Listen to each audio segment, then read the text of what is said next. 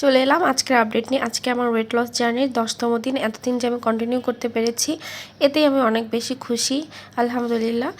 আজকে আসলে ছোটো ছোটো কিছু টিপস বা ছোটো ছোটো কিছু অ্যাডভাইস বলেন বা ইনফরমেশন বলেন আমি একটু শেয়ার করার চেষ্টা করব। ফার্স্টলি যেটা বলি, আমরা যে ডায়েটটা করি এটাতে কিন্তু অনেকেরই কনস্টিপেশনের প্রবলেমটা হয়ে যায়, মানে বাথরুমের প্রবলেমটা হয়। এটা স্কিপ করার জন্য আপনাকে অবশ্যই চিয়া সিডস খেতে হবে প্রতিদিন। এর পাশাপাশি আপনি কিন্তু ইসবগুলের ভুসিটা খেতে পারেন। আপনি যে ডিটক্স ওয়াটারটা খাচ্ছেন সারাদিন, তার মধ্যে আপনি ইসবগুলের ভুসিটা ভিজিয়ে ইনস্ট্যান্ট খেয়ে নেবেন। এটা সারা রাত ধরে ভিজিয়ে রাখার বা অনেকক্ষণ ধরে ভিজিয়ে রাখার কোনো প্রয়োজন নাই। ইভেন চিয়া সিডসটাও হচ্ছে প্রচণ্ড হেল্প করে কনস্টিপেশনের প্রবলেমের জন্য। আরেকটা কথা যেটা হচ্ছে, আমরা খাওয়ার সময় কিন্তু আমরা অনেকে খাওয়ার ভেতরে পানি খাই, খাওয়ার আগে পানি খাই, আবার খাওয়ার পরে পানি খাই। আপনার খাওয়ার আগে পানি খান, খাওয়ার ভেতরে যদি একবারে না পারেন টুকটাক খেলেন, কিন্তু খাওয়ার সাথে সাথে পানি খাওয়া যাবে না।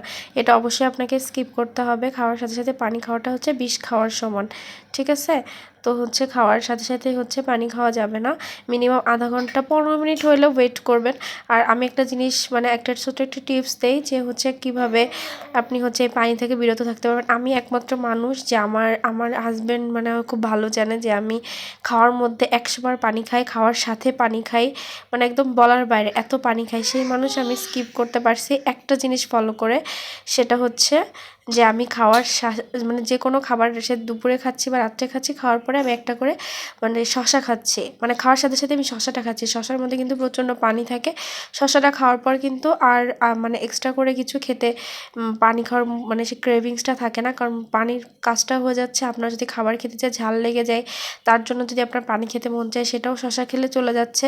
মানে সব মিলে শশা আপনাকে অনেকটা মানে একদম পুরোপুরি 100%ই হেল্প করবে আপনি খাওয়ার সাথে সাথে যাতে মানে আপনাকে পানি না খেতে হয়, ঠিক আছে?